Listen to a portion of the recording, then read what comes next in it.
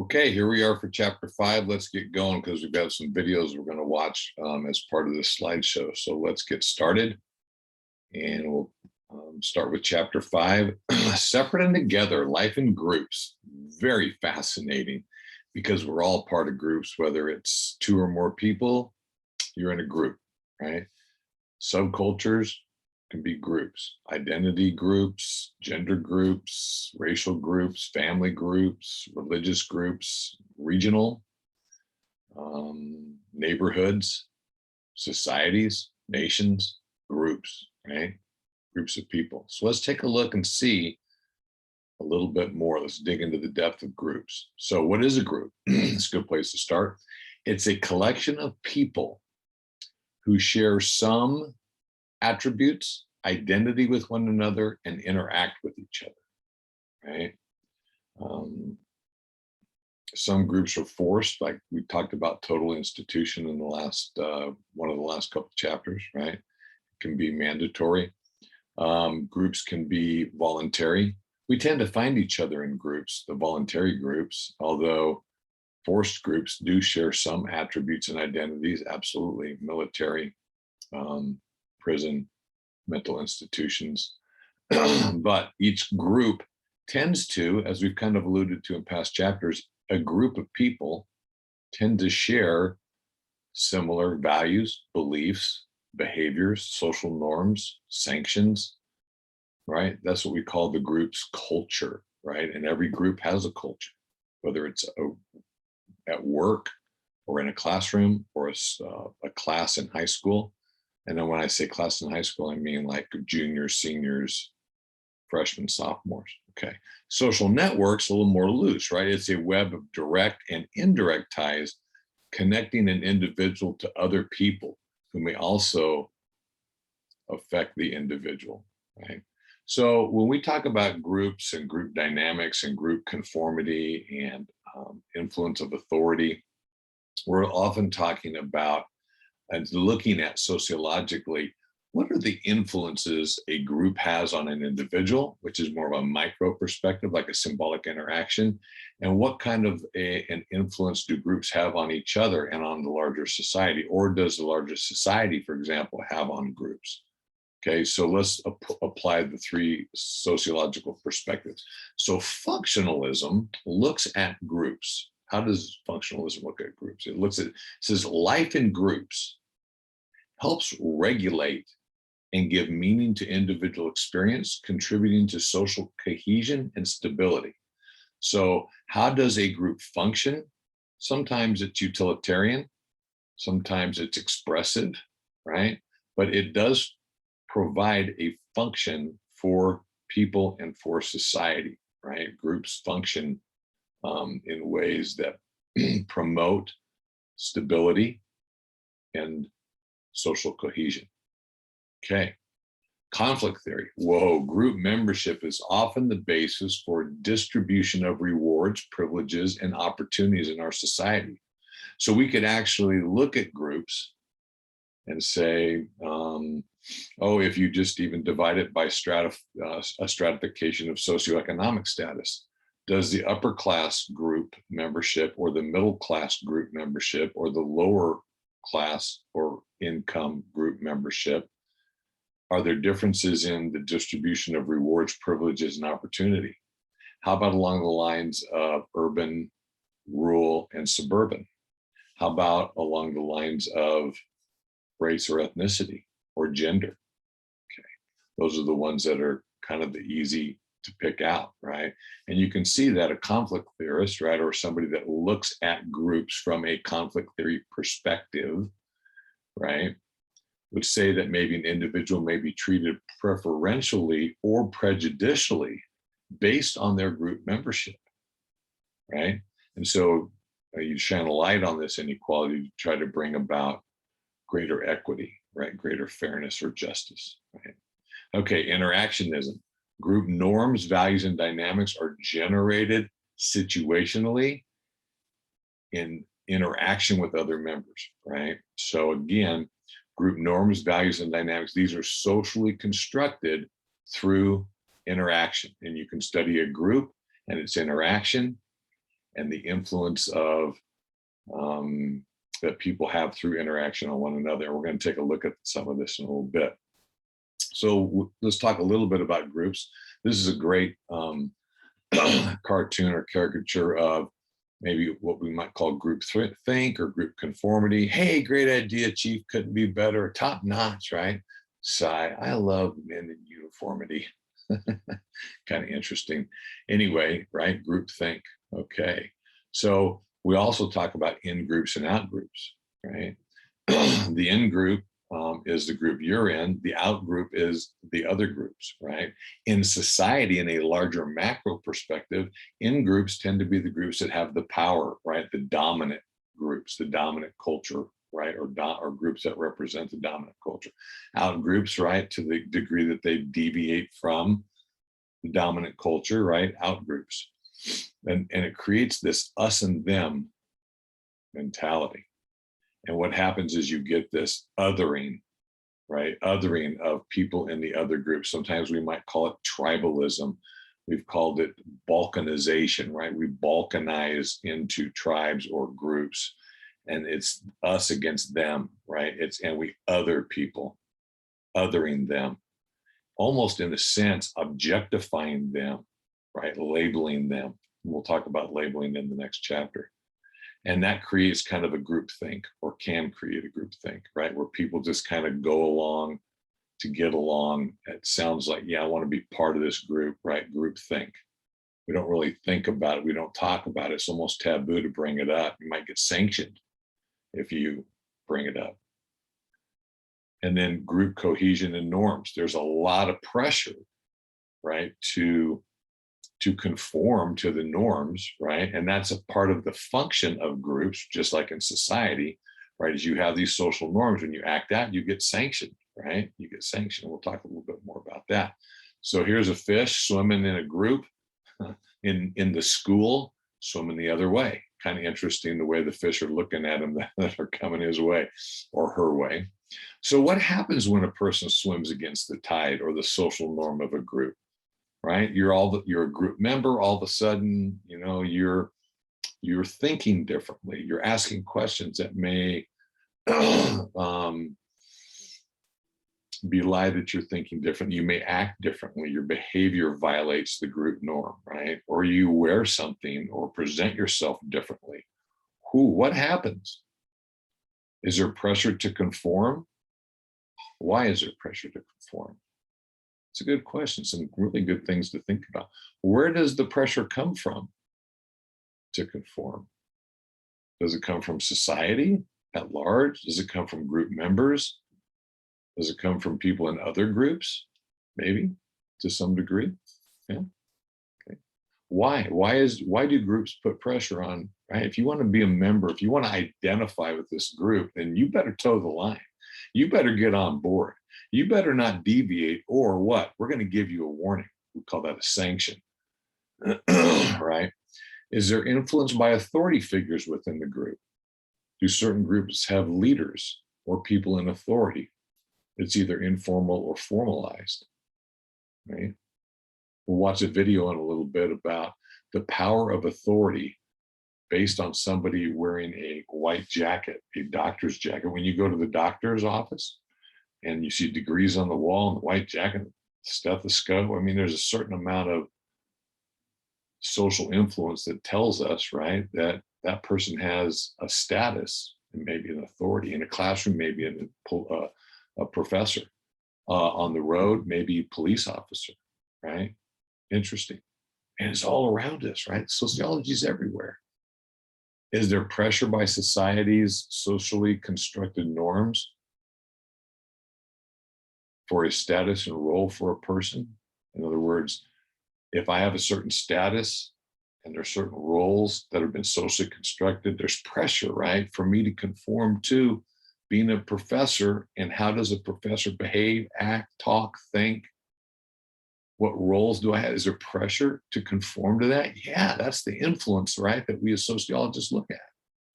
And lastly, what happens if a person refuses to comply with a group norm? And is this true of the larger society? What happens if we violate social norms? And who creates social norms, right? We'll talk about that in chapter on deviance, right? Those can be socially, those are socially constructed as well. So some really good questions to think about, right? In this, especially in this crazy times that we're living in. But okay, let's talk about group conformity. We're going to talk about the Ash experiment, right, which is group conformity. Milgram's experiment, which talks about the power and influence of authority, and the Stanford Prison experiment, which was Zimbardo's study of roles and status and the conformity that society puts on us, the ideas that we have about roles and status. And then the third wave, which was Jones' high school experiment. All of these kind of touch a little bit and come out of the question of how did Nazi Germany get to be Nazi Germany? How did Germany get to become Nazi Germany? How did the German people, was it Germans are bad people? Well, that would sure let us off the hook if that was true. But these sociologists and social scientists and psychologists, they said, is it something in the drinking water? Probably not. Is it something in the DNA that's different about German people? Probably not. Their hypothesis is that we're all susceptible to these influences, these social forces, and that's what sociology is about. So let's take a look at some of these videos. So let's see here. We're going to stop the share. We're going to go back up to screen share. And there we go. Here. So let's do Ash's study. But an experiment is not a public opinion poll. It examines behavior under the social forces, as the experiment of Solomon Asch reveals. The experiment you'll be taking part in today involves the perception of lengths of lines. As you can see here, I have a number of cards, and on each card there are several lines. Your task is a very simple one. You're to look at the line on the left and determine which of the three lines on the right is equal to it in length. All right, we'll proceed in this order. You'll give your answer. Only one of the people in the group is a real subject, the fifth person with the white t-shirt. The others are confederates of the experimenter and have been told to give wrong answers on some of the trials. The experiment begins uneventfully as subjects give their judgments. 2, 2, 2, 2, 2, 3, 3, 3, 3. But on the third trial, something happens. 2, 2, 2,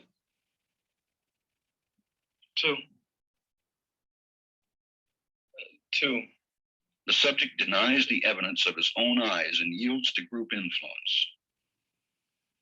Asch found subjects went along with the group on 37% of the critical trials. But he found through interviews that they went along with the group for different reasons. 1. They must be right. There are 4 of them and 1 of me. 1. This subject's yielding is based on a distortion of his judgment. He genuinely believes that the group is correct. 1, 2, 1, 2, 2, 2. I know they're wrong, but why should I make waves? 2. In this case, the subject knows he is right, but goes along to avoid the discomfort of disagreeing with the group. Here, the distortion is at the level of his response. 2, 2, 2, 2. In the previous experiment, the naive subject stood alone against the group. In this variation, Asch gave the naive subject a partner, here seated in the third position, who also gives the correct response. 1, 2, 1, 2. With a partner, yielding drops to only 5% of the critical trials compared to 37% without a partner. Although subjects report warmth and good feeling toward the partner, they typically deny that he played a role in their own independence. The partnership variation shows that much of the power of the group came not merely from its numbers, but from the unanimity of its opposition. When that unanimity is punctured, the group's power is greatly reduced. Sometimes we go along with the group because what they say convinces us they are right. This is called informational conformity. But sometimes we conform because we are apprehensive that the group will disapprove if we are deviant. This is called normative conformity. The strength of the normative factor is shown in another variation carried out by Ash. In this variation, the subject is told that because he had arrived late, he would have to write his answers. Subjects in this private response experiment are exposed to the same amount of misleading information as other subjects, but they are immune from any possible criticism by the group. One. And this enormously reduces the pressure to conform. Conformity drops by 2/3. Ash's experiment is a classic. It reveals how people will deny what they see and submit to group pressure. It allows us not only to observe conformity, but to study the conditions that increase or reduce its occurrence. Okay, really interesting, right? So you can see the different variations, which is pretty brilliant by Ash to kind of break that down. He did even further breakdowns of complexities, but yeah, very interesting. So we might call it peer pressure, group conformity, getting along to go along, or going along to get along, right? Because what happens when you violate the social norms, you risk what? Sanctioning, right? Okay, so let's see here.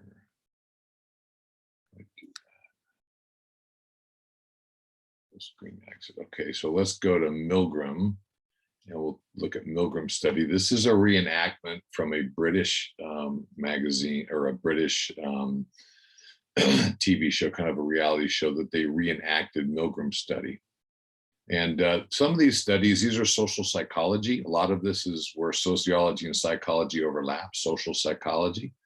And over the last 2 or 3 years, really interesting how a lot of these experiments have come under criticism all of a sudden. You know, they've tried to, this is a reenactment, and they got pretty similar.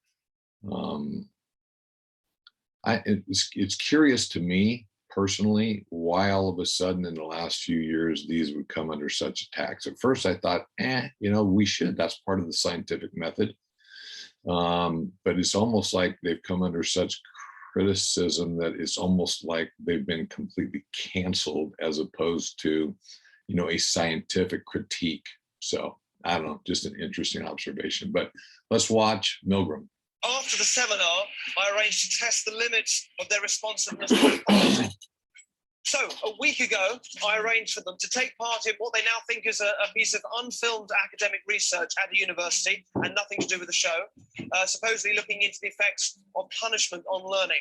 And they believe now that this is part of their growth. In fact, it was a reenactment of a powerful experiment conducted by Stanley Milgram in 1963 to look at how normal people can commit atrocious acts simply because they're following orders. Milgram's parents were Jewish refugees in World War II, and his pioneering work speaks volumes about the nature of responsibility. It's being filmed with covert cameras. Thank you. They're introduced to an actor pretending to be another participant. You didn't come from the same room. Yeah, you don't know each other. We don't actually know how punishment affects learning. After a brief introduction, our subjects are tricked into thinking they've chosen their role as teachers in the experiment. Can you tell me what your positions are? Learner and teacher. Learner. Our subjects observe the learner being instructed by the scientist, who is just another actor. This electrode is connected to a generator in the second room. You're going with the teacher. We have a good contact with the skin, so it doesn't cause any. Is that comfortable? That's okay, yeah. Yeah, we just place these straps around your arms just to avoid any excess movement. Those aren't too tight. No, that's okay. The teacher will read out some word pairs to you. Blue girl. The learner is told he's going to be asked a series of memory questions by the teacher. He will have to word pairs and then correctly remember them when offered multiple choices. If the answer is incorrect, you will receive an electric shock. The teacher is then taken next door and shown the generator, which ranges from 15 volts all the way up to a lethal 450 volts. The domestic electricity supply in the UK is, of course, 240 volts. Our teachers are given the list of questions and told to increase the voltage each time the learner gets a question wrong. They are then given an example of a low voltage shock. And try and estimate in volts the amount of shock you're getting. Okay.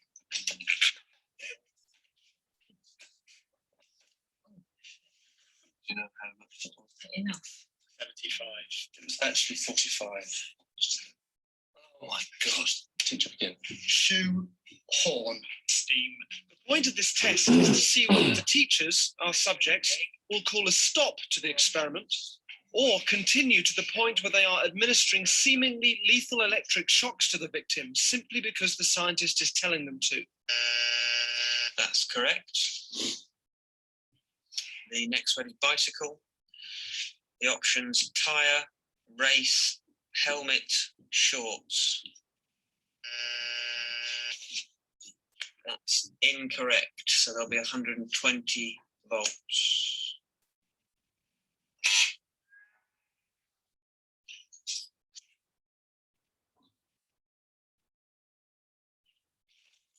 I don't want to do this anymore. If you can continue, please, teacher. No, I don't think I'm going to do anymore. It requires you to continue. Yeah, even so, I don't think I'm going to do anymore.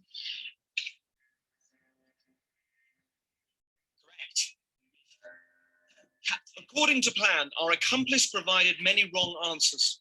Each protest was coordinated to a particular shock voltage on the generator, and his responses were played via a CD. That's wrong, 150 volts.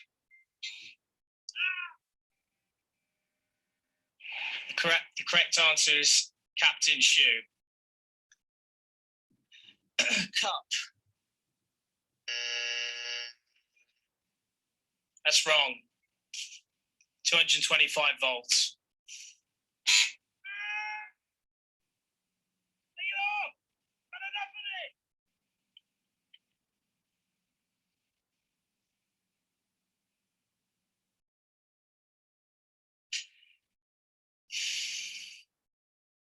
He's in a lot of pain, Continue, please. but he's not comfortable. We must continue to the end of the experiment. Well, the learner likes to not, he has to go on until he's learned the words correctly. Okay.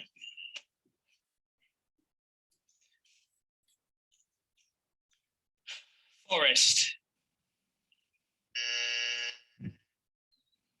That's wrong, 240 volts.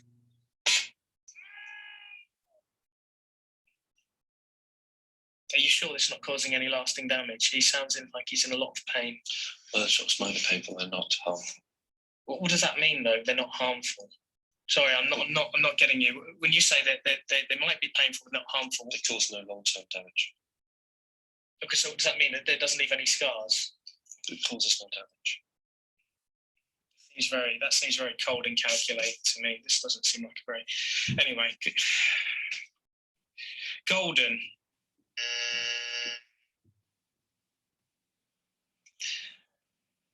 That's wrong, mate. 300 volts.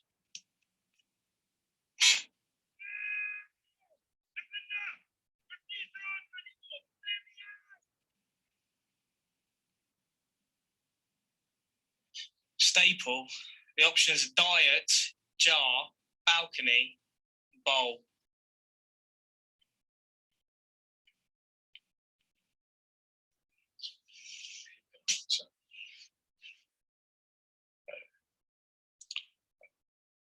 If the learner doesn't answer in a reasonable time, say 4 to 5 seconds, then you have to treat the answer as wrong and follow that procedure.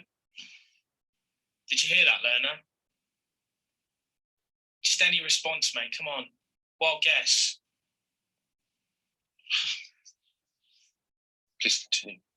345 volts. If you're still with me, I'm sorry. I can't do this, honestly. Can we stop this experiment? Because I can't do this. If you don't continue, we'll have to discontinue the experiment. Yeah, okay, fine. That's fine. I'm not going to do this. Incorrect. 405 volts.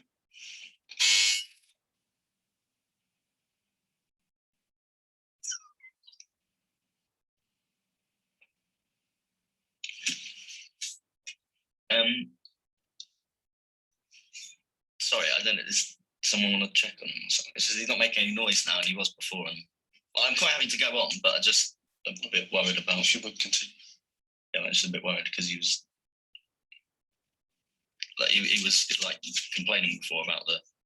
But no harm will come to it. He's not making any noise now. It's essential that we continue with the experiment.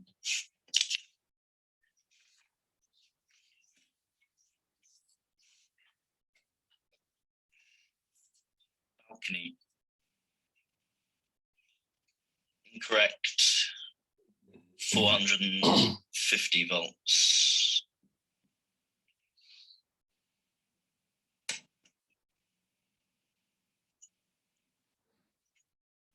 I promise he's not. It won't. Please continue with the procedure. You say it hurts, but it's because it's like there's no danger solution. It'll be all right. Yeah. Please continue.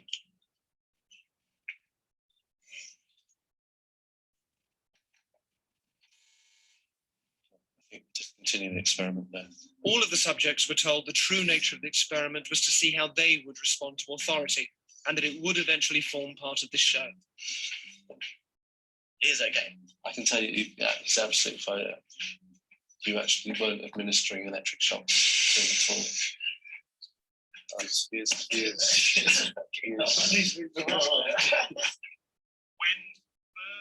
In the original Milgram experiment, psychologists were asked to predict how many people would continue to the point that they were administering the highest shock on the board. Their prediction was 0.1%. They were wrong. The results of our experiment were almost identical to the original. Over 50% of participants continued up to 450 volts. The majority of people will administer lethal electric shocks just because a guy in a white coat is telling them to. 450 volts. 450 volts. 450 volts. 450. So after the results of the Okay, so really interesting, right? And you know, one of the things that comes to my mind as a question is, what were the consequences or sanctions had you not conformed to the perceived authority? Pretty low bar in this case, right? I mean, your kids are going to have to discontinue, you know, you're going to be one of the ones that are responsible for discontinuing the experiment. All right. Yeah. I mean, that's, you know, some internal consequences of, you know, thinking you're wanting to contribute.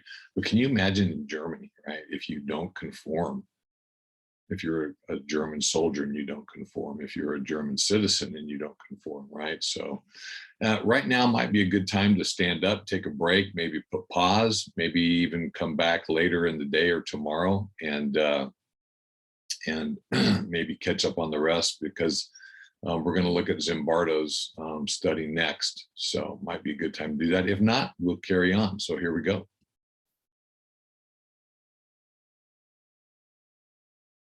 In 1971, Professor Philip Zimbardo and his colleagues conducted an experiment at Stanford University designed to look at how ordinary men might behave if given the role of guards and prisoners. Their research was groundbreaking at the time, but it also raised an enormous number of questions for social psychology. The subject matter, outcomes, and methods are all of continuing interest to contemporary researchers.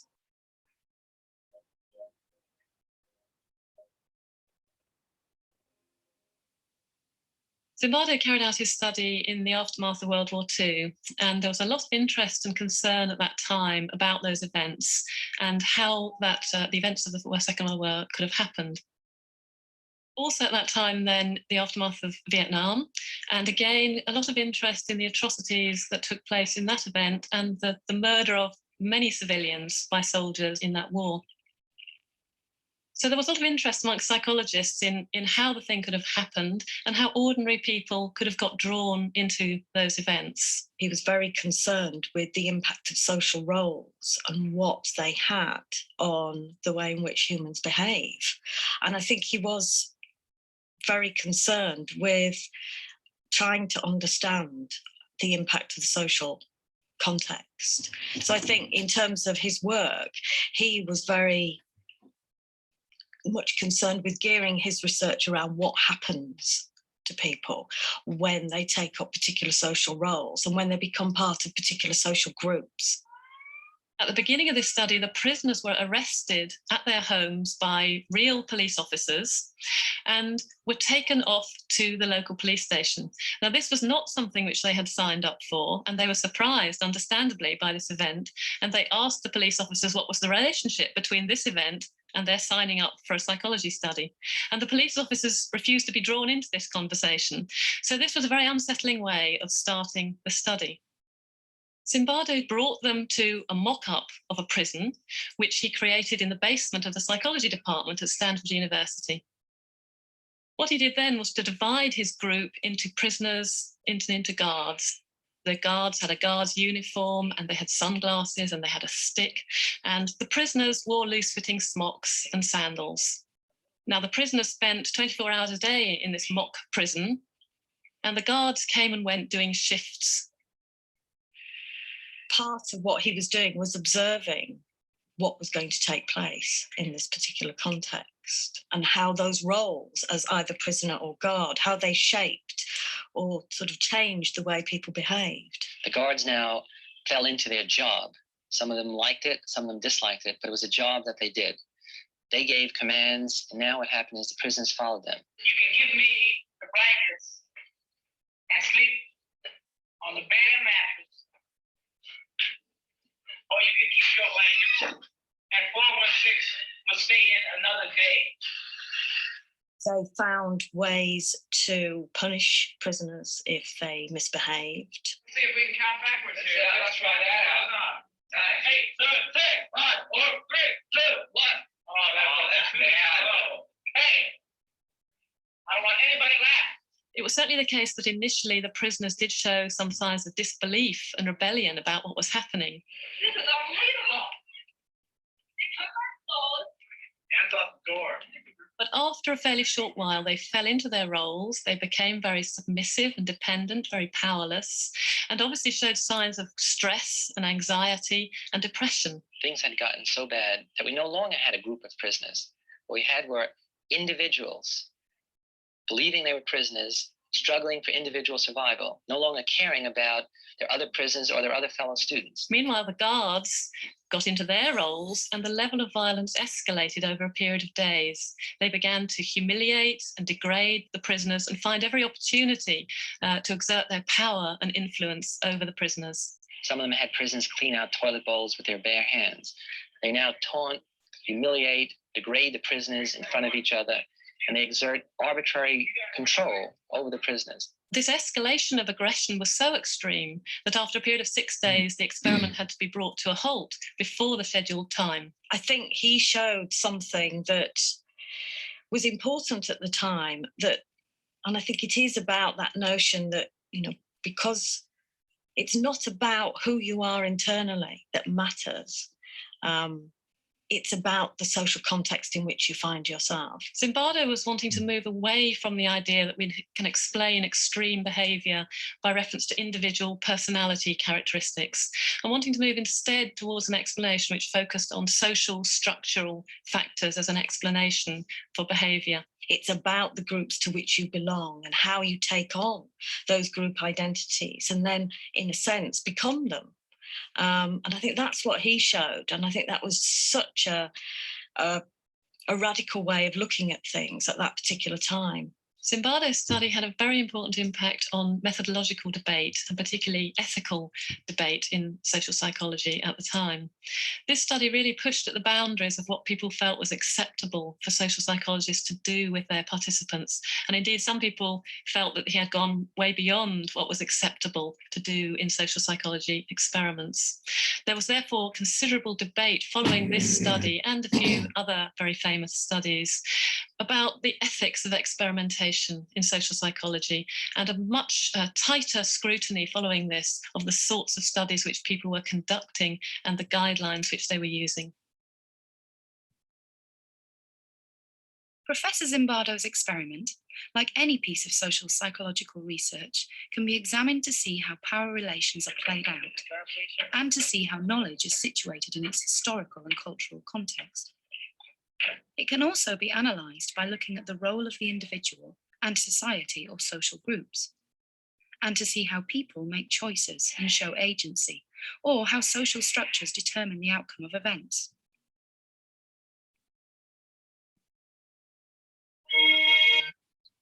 Okay, so yeah, Zimbardo, pretty interesting guy. He's still out there researching and trying to impact and influence and educate and inform society.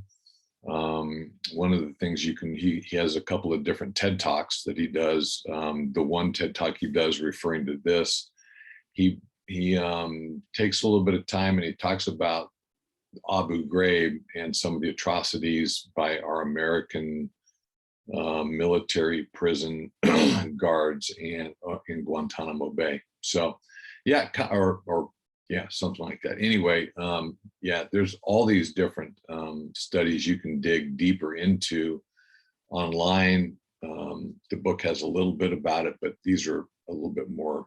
So let's go to the last one, which is Jones' Third Wave. Kind of interesting. Jones is doing a TED Talk in this one, and he's narrating his own kind of play acting out his own role in this. So enjoy. I guess it started. Yes. It all started with a question. I was teaching world history, Coverly High School in Palo Alto.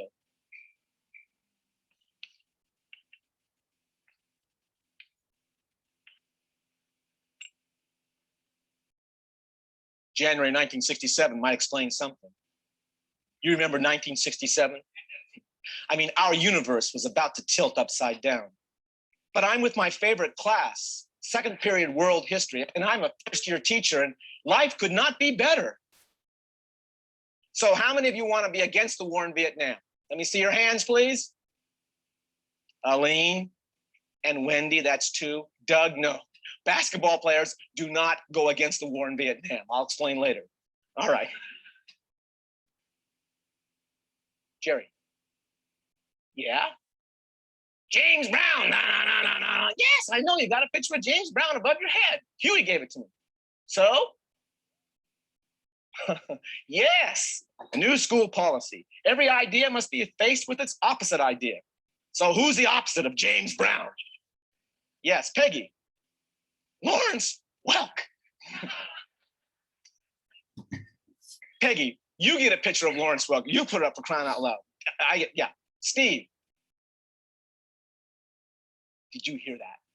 Did you all put your ears to that question? Steve, would you say that again for us all? That's a history question, Steve. Thank you. Yes. How could the Germans behave as they did after the war?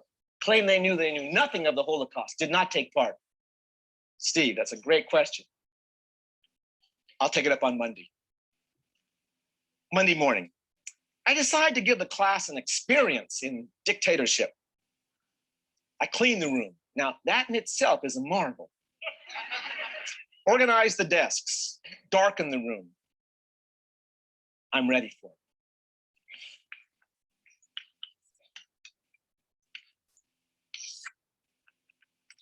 This morning, I want to lecture about discipline. Discipline. Like a ballet dancer, an athlete, an artist, you have to have discipline. It really makes you go. It's like working real hard, you know, work. Well, it's like basketball. Doug, when you're shooting a shot, you gotta have discipline. You can't be looking around, focus, boom, bang, two. discipline. But look how you're sitting. This classroom is an unholy mess. Look at the way your legs all over the place, books all over your desk. What I want you to do is simply take everything off the tops of your desks, clean them off. That's right. Now, good. Now sit with your feet flat together, back straight. Come on, back straight, back straight. Heads up for a change. Good. Can't you breathe better? Can't you listen better? That's discipline. That's discipline. Steve, where were we yesterday? What was I talking about? Strength through discipline. Okay, let me add something to this thought here. Strength through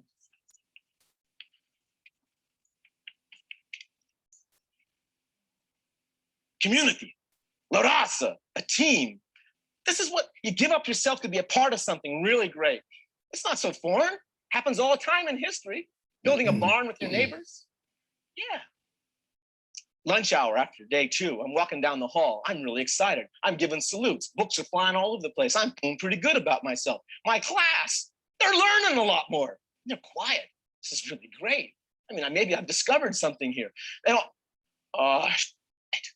bathroom's on fire. Bathroom's always on fire at school. This is getting crazy. I'm sure you all heard about yesterday's incident in the girls' bathroom. There's a lesson for us here. A principal cannot stand by and watch the fire. You have to do something. I mean, you can be disciplined and have community, but unless you're willing to act, there's nothing there. You have to act. So what would we do to act? Come on, tell me. Are you all passengers? What would you do to act, to change this school? By the end of day 3, there are over 100 members of the Wave. Over half of them are telling me infinite detail about everyone else in the room. There's rumors that the Wave now has an initiation service that I have not thought up. It's spreading to other schools. It has a power, an intensity all of its own. I mean, I can't stop this thing. I mean, even if I wanted to stop it, I mean, what would happen to Robert or all these students that gave this allegiance and are really achieving something for a change? No, I can't stop it. Something elemental about this movement of ours. Order, discipline. We cannot go out that door and find the place on fire. No. No. The Wave is not just a classroom exercise. Teachers like myself have gone throughout the country to find you, select students, a vanguard, an elite, to introduce this nation to the idea of order, discipline, community, action. Tomorrow at 12 o'clock, we'll have a rally. We'll stand up for a new leader that will announce themselves on television at 12. There'll be television here, local television. Yes, yes. I was afraid if I smiled in the slightest, or quivered in the slightest, the room would break like glass. Okay. So Ron Johnson's The Wave. So he was trying to see if he could, as a first-year teacher, create an environment, right, using similar tools, social tools, influences to create social control.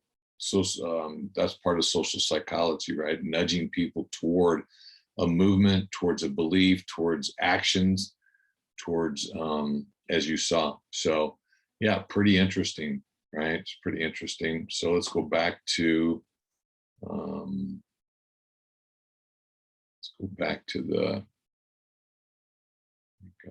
so group conformity. Yeah, so we just saw those 4 group conformity experiments. Pretty crazy, right? What do you think? Could we become Nazi Germany? Could we become tyrannical? Maybe, I don't know. Something interesting to think about, maybe even discuss in class. All right, so let's continue on. So groups, armpit hair, and how would you apply these concepts, right? So are these people represent 2 different groups? What would happen if the woman on the left started to grow out her armpit hair? What would happen within her group? Or what happened if the woman on the right, maybe she is part of a group that's a little more live and let live? I don't know. And is there an us and them between? Not just based on the armpit hair or not, or clean shaven armpit, right? But what that represents, right? What that represents about the group they belong to, their tribe, the other, the them, that's not us, right? Kind of interesting, right? Well, I wonder what an upper elite, wealthy, older woman, values, beliefs, behaviors within that group thinks about somebody who's younger, maybe in the lower income or lower middle income, right? Younger, right? Hairy armpits. Is that how a woman is supposed to present themselves? Ugh, right? So yeah, really interesting, right? And then within the group itself, right? The dynamics of conformity. Yeah, pretty crazy. Well, I'll let you think about that as well. More questions than answers, maybe sometimes. That's not a bad thing. And then leadership and authority. I'll let you read about that in the book. We've had a, kind of a big focus on influence of groups, authority, conformity. So, different styles of leadership.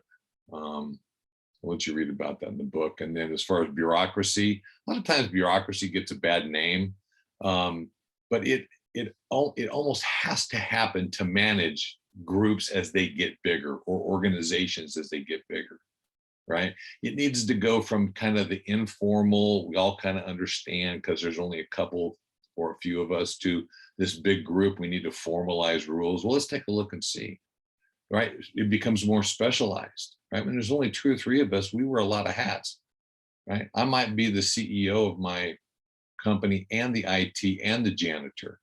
Now, if I have 100 plus employees, maybe 1,000, Fortune 500 companies, 30, 40, 50, 60,000 people, right? Specialization, right?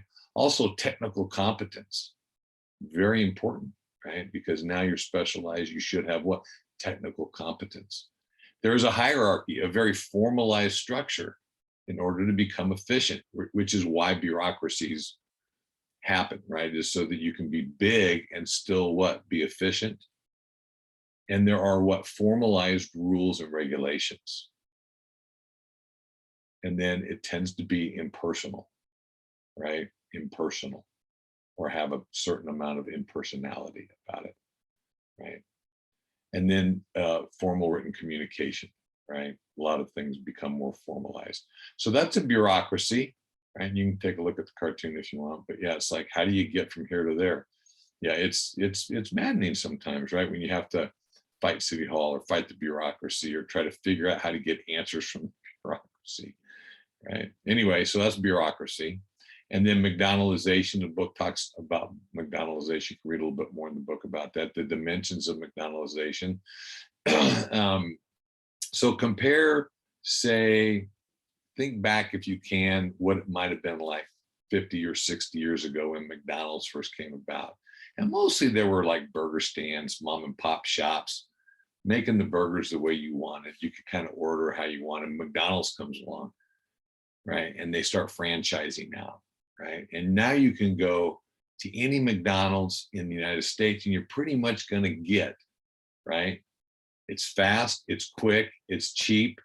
I know exactly what I'm going to get when I order a burger and fries. It's predictable. There are social controls in there. McDonaldization, right? And this is happening in other areas. It's happening in our healthcare. It's happening in our legal system. It's happening in our schools. It's happening in our military. All these social structures, right, that we have in our society, right, becoming more bureaucratic and more McDonaldized for efficiency, calculability, predictability, and control. And in the and what happens with that also is we tend to then become more objectified, right? Which doctors go to, say, like bedside manner courses, or a course for bedside manner, right? To learn how to not succumb to treating patients as numbers, as objects to be what run through the mill of. But that's what happens in McDonaldization. Even McDonald's is becoming more McDonaldized, as if you go into big cities, right? You can go punch your order in and pay, slide the card or tap your credit card, or, right? And then they call out your number and you go pick it up, and you don't even you don't have to interact with a human being, right? You're just a finger pushing buttons and a credit card giving money, and you exchange what? Money for food, you exchange value of goods and services. Pretty crazy. All right, so that is the chapter for today. It was a bit long, but I think some really good stuff. There's a lot of other good material in your chapter to take a look at. Maybe take a look at a couple things that interest you and dig a little deeper and add to the breadth and depth of your knowledge. All right, well, we'll see you next week for class. Until then, take care.